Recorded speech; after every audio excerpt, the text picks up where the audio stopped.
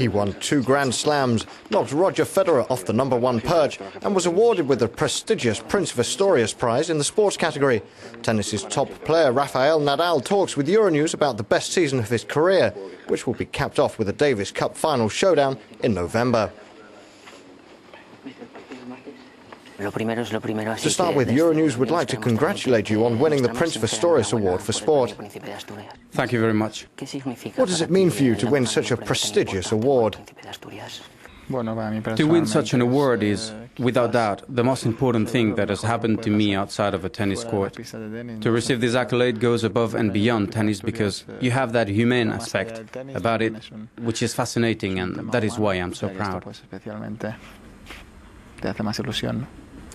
If we take a look at 2008, you won your 4th Roland Garros title, your first Wimbledon crown, gold at the Olympics this summer, you won the Prince of Asturias Award and secured the world #1 ranking. What more can you ask for? You can't ask for anything more. You can always do a little bit more, but I'm extremely happy with what life has presented me. I'm a very happy person at the moment, and I'm going to try and work hard to keep hold of the feeling I have at the moment. Now that you top the world rankings, what is the hardest part of that achievement for you? Getting there or maintaining that position? I've always said that both are very complicated, getting there and maintaining that position. I'm very happy to have reached the #1 spot, and now I'm going to put in the work to stay at the top as long as possible.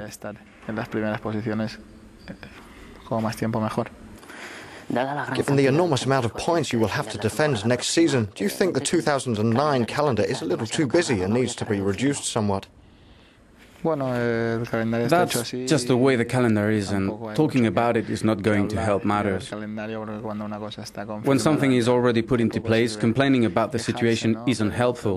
But having said that, it is true, some changes could have been made at certain moments in time, and if I don't get a chance to take advantage of possible changes, maybe the players of tomorrow will benefit from a less strenuous calendar, so they can play tournaments with a lot less pressure that playing each week brings. Looking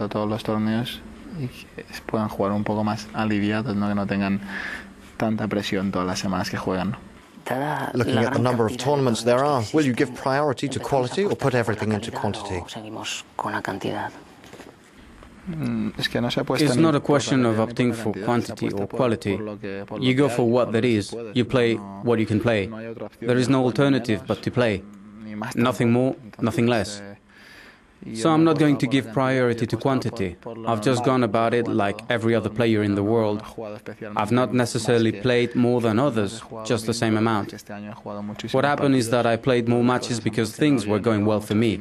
I reached a lot of finals, semi-finals, which means you are forced to play a huge amount of matches. 9 Masters series are on the calendar, as well as 4 Grand Slams, 5 other tournaments, the Masters and the Davis Cup. In actual fact, I play the required minimum, no more. Your progression in just a few years has been staggering. You have gone from being a clay court specialist to an all-surface player. How do you see your evolution? A few years ago, I played on all the other surfaces, but I was quite young at the time. It's true that all the great players get to where they do because of their capacity to improve. Federer plays well on all surfaces, as did Agassi, Sampras also. Even though he never won the French Open, he was great on all surfaces. Bjork won on all surfaces. McEnroe was good everywhere.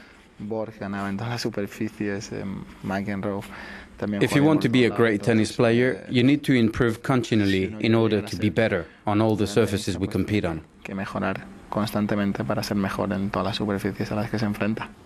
Let's talk about your opponent. What qualities do they have that you would like for yourself, and what are your qualities they would like to have?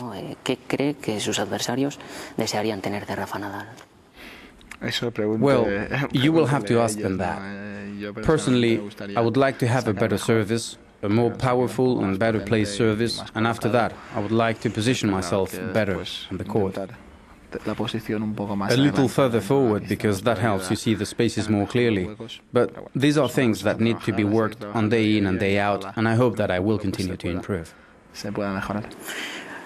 Looking at the Davis Cup, the Argentines are masters of the mind game. Can we expect a dirty war in the final in Mar del Plata?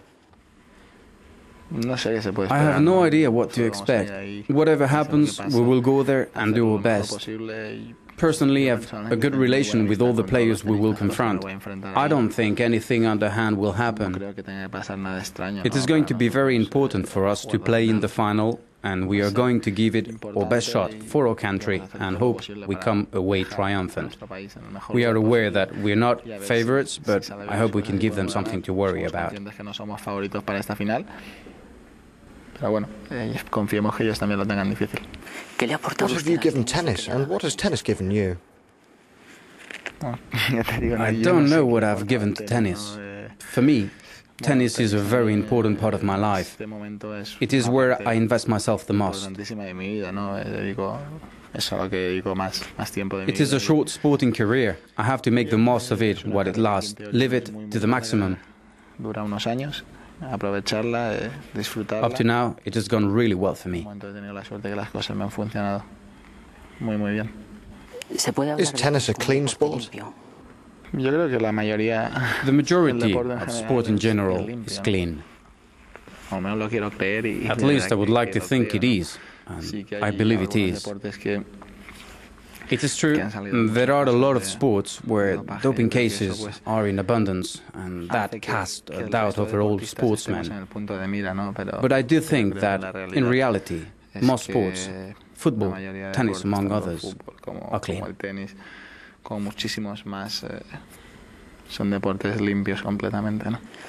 Some believe you have one flaw, that you are a supporter of Real Madrid. Will you one day wake up and become a fan of Barcelona, like your uncle, Tony Nadal? In my opinion, it is neither a flaw nor a quality. I'm also a supporter of Mallorca, a regional team. I'm a Real Madrid fan, but I've lived some really special moments at the Nou Camp. I've chanted the club anthem thousands of times, and I do have a soft spot for Barça.